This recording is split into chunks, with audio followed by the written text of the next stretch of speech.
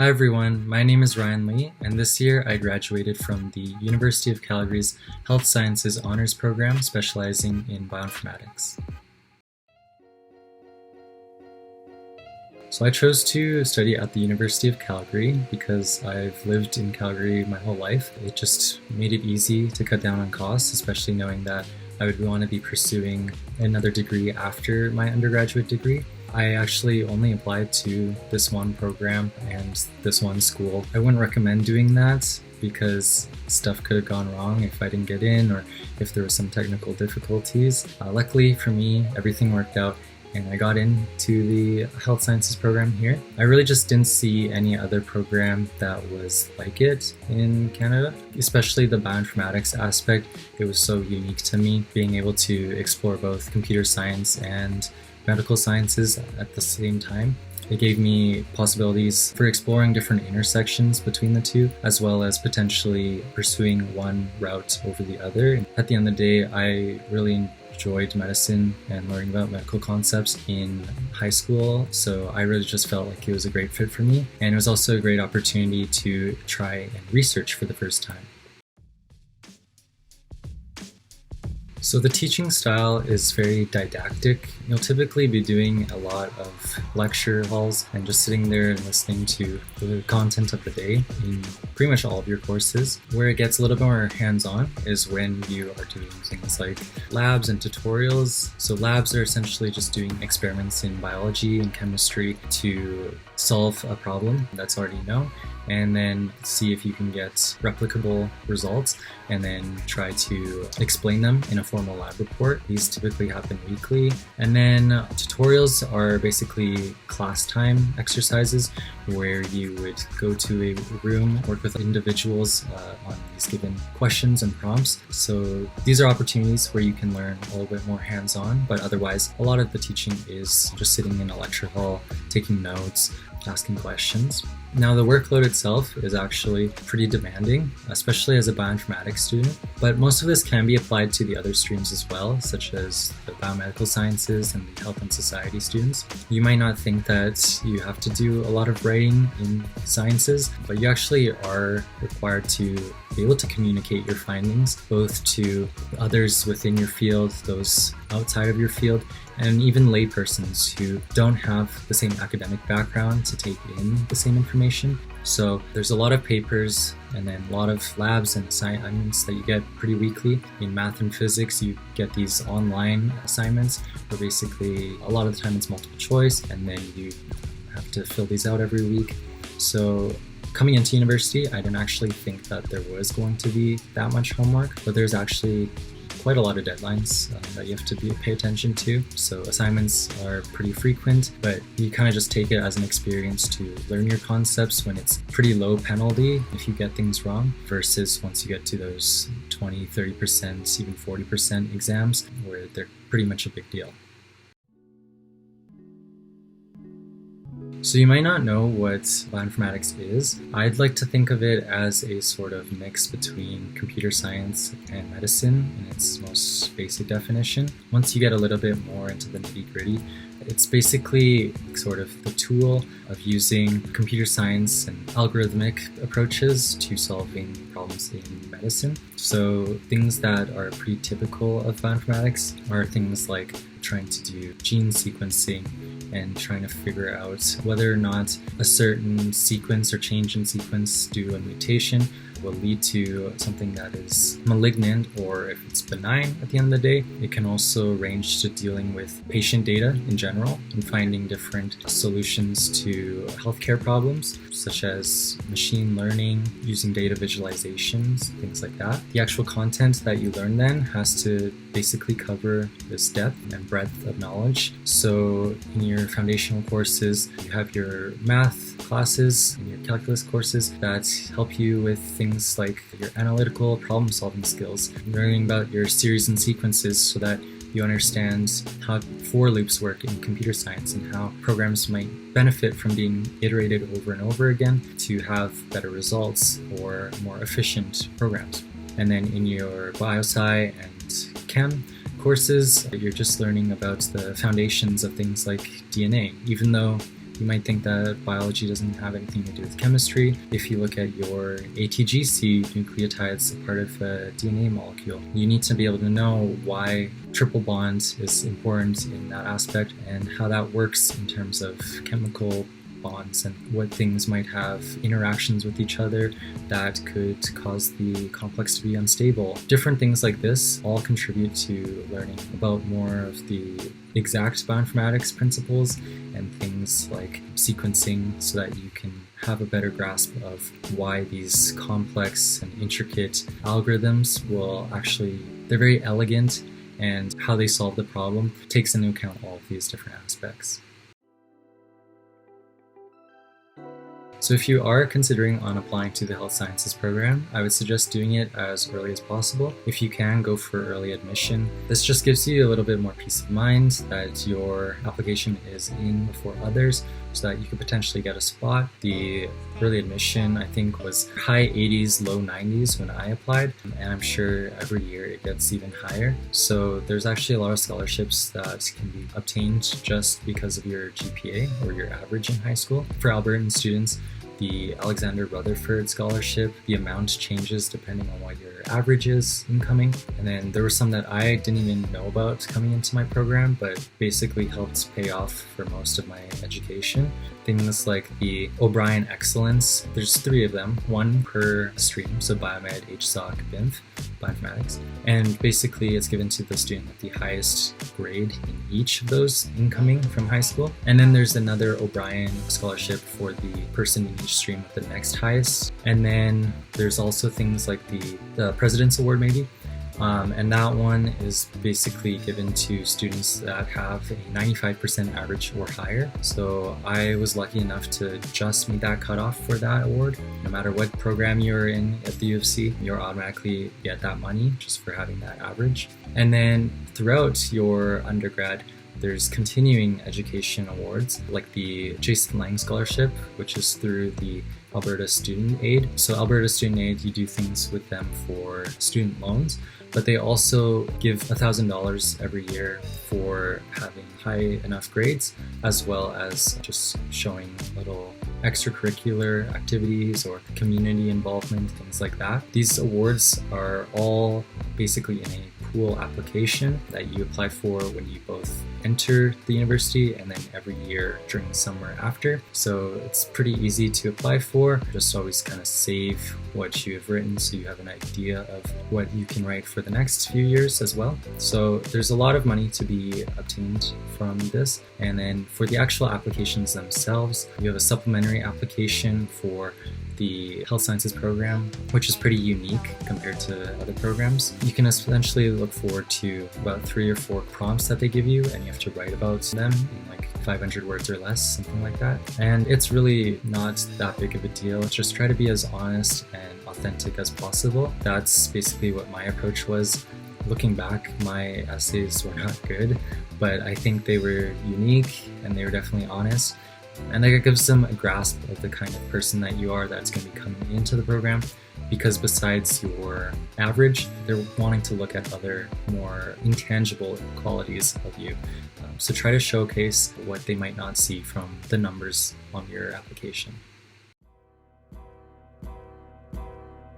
Now, unfortunately, as a bioinformatics student, you don't get a lot of freedom per se in terms of the courses that you can take. A lot of it is predefined for you because you have to be getting a firm grasp of both computer science and medicine. So pretty much all of your courses are essential. In terms of picking for those options though, people will try to pick easy courses and it kind of backfires sometimes. Sometimes it's not as easy as you think, or it's not even an easy A at all. So I think the more important factor is researching your professors. I think that's what will make or break your experience in the course and the grade that you'll receive. I don't know if a lot of people have the same mind, but I actually really rate my prof.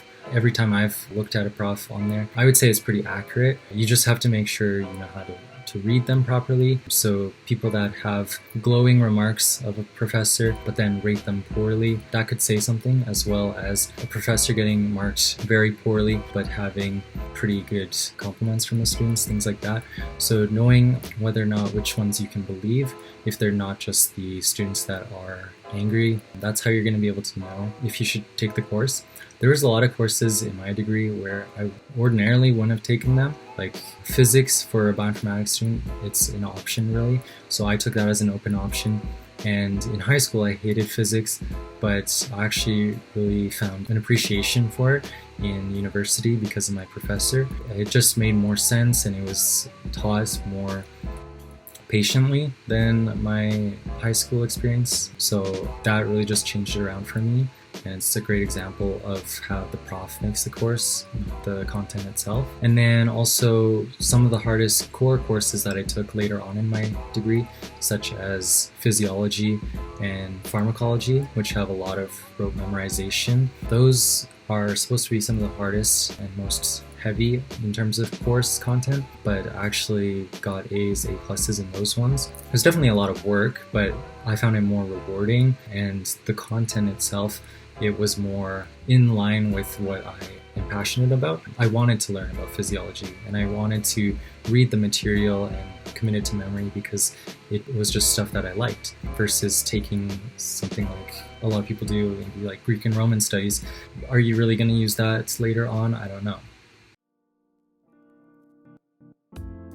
As a bioinformatician, your job prospects are pretty endless. You could definitely go the route of just fully committing to comp sci. There was a previous graduate who is now at EA Sports working on Plants vs. Zombies 2 or something like that. You could go the medical route. I actually was planning on going into medicine after undergrad. Unfortunately, that didn't pan out. But there's a lot of different options that I had considered afterward, so I had a good backup plan to prepare myself for that. So after my undergrad, this year I'm going to be starting my master's program, so Master of Precision Health. It's a new program in the coming School of Medicine this year. So I'll be doing that. That's a part-time remote course-based master's program, which is kind of just best of both worlds for everything that I want. And then also I just recently got an offer for an analyst position at Alberta Health Services. 6 months ago, if you asked me if this is what my path would have been, I would not have expected it or dreamed of it. I definitely was very set on going into medicine, but I was able to pivot really quickly and bounce back from a lot of those rejections, and I'm really glad that I did. There's so many different experiences that I am about to look forward to because of it. So going into bioinformatics, you might think just gene sequencing, just working with DNA. It's not really true. All my research projects over the years kind of gave me a glimpse of that it isn't true, that there's so much that you can do as long as you can think of some medical concept and combine it with computer science in a way. A lot of people I know are going into academia still, pursuing masters and then PhD potentially, and that will lead to either academia, so working as a professor, or even industry, so working for these big companies such as Big Pharma to try to tackle these same problems, but kind of with a different lens and different perspective on things. That was definitely also a route that I considered. But yeah, working for the government will help me to kind of get a different approach than other people and see our healthcare system with new eyes. And people are also trying to do unique things with bioinformatics degree, like completely go out of bioinformatics in a way, kind of still using that health side that we learn because we are surrounded by biomeds and health and society students all the time. We get kind of those perspectives on things. So some people are going into things like law and trying to help people and patients from that perspective and that environment instead. So there's a lot of different routes you can go. Unfortunately for industry, we don't really get that experience to try out, like with a co-op or something. We're really just stuck with research experiences. So if you are interested in industry, try to do a lot of research beforehand, see what companies might be interested in that sort of thing, and if they have any internships, whether formal or informal, that you could try for, because otherwise you're not really going to get too much industry experience.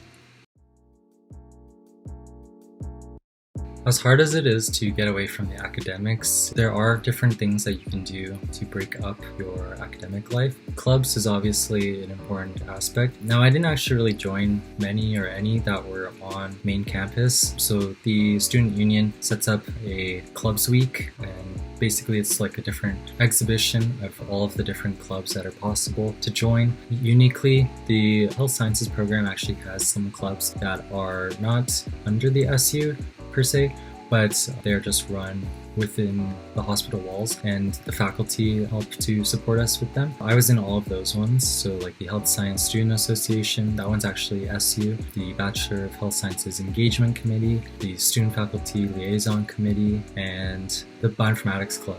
So all of these ones, they're run by students in health sciences for health sciences students. So you get a different experience with each of them in terms of students that you're working with or helping to support. My favorite part about them was leaning on the social aspect of things. So trying to set up events for us to meet each other, engage with each other outside of school and schoolwork, and trying to kind of get more of a collegiate feel or more community feeling. That really helped with not only making friends in the clubs themselves, those who were also on executive positions, but also with the student body. So everyone across different years, I was able to get and meet people and make new friends because you were just able to put yourself out there more, and people were familiar with you because of seeing you around a lot, things like that. So try to get out there and join clubs. At first, join as many as you can. I remember joining ones off of main campus initially, but just stick with the ones that really mean something to you, that you're really passionate about, and you can honestly say that you want to be there and do something for the community or others, things like that, because you're just going to find more enjoyment out of it. And in terms of employment or further studies, people are trying to look for long-term commitments. Don't just join everything and then drop it really quickly. Be able to be picky and judicious about the clubs that you join so that you're able to do them for a long term. Overall, being a health sciences student, I felt really supported in terms of the faculty. Because we are a pretty small faculty with under 100 people in each cohort, everyone basically knows everyone. So you're just gonna have a lot of people to lean on and ask for support in terms of extensions or extra advice on how to do a certain procedure in your research. There's a lot of profs that will be very forthcoming about how much they will be willing to help you and support you, things like that. And some of them you'll just get a feel for as long as you open up and tell them what some of your concerns are, whether a certain date for an exam doesn't really work with most of your schedules. They'll likely be pretty flexible about it. In terms of more formal things, we have the buddy program, which is when an older senior student gets assigned to a first year student to help kind of guide them with their initial steps and what university life will be like. So I've been a part of the buddy year every year that I was a senior student, and basically you kind of meet with your buddy, talk to them about their courses and see if they are struggling with anything. I've helped tutor math and help read some of their papers to let them know if they're kind of missing the mark on certain things. So you'll get some support there from people that have gone through what you've experienced.